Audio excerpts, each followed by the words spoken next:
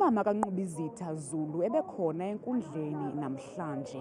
Inxeba alikapholi. Angijabulanga ngikwatile sho ngifuna ukumbona ngifuna ukwazi ukuthi ukhale wathini umnganami. Ngifuna amaphoyisa ayenze umsebenzi wawo. Ngiyacela. Angimfisi nje iphile nje. Abahlali base-White City eSoweto apho lamakhwenkwe aphuma khona bafike ngobuninzi babo enkundleni bathi bafuna ababangelwa bangayifumani ibheyili. Abatshutshisi bakarhulumente bathi banobungqina obungamandla.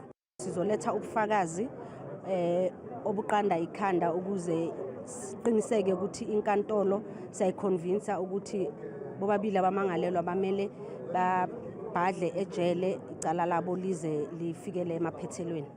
Lo mba uyakubuyela enkundleni ngoLwesihlanu kule veki izayo. Kwiindaba zethu ku-Channel 163 oziphathelwa yiNewsroom Africa, ndinguZikhona Tshona eProtea Glen eSoweto.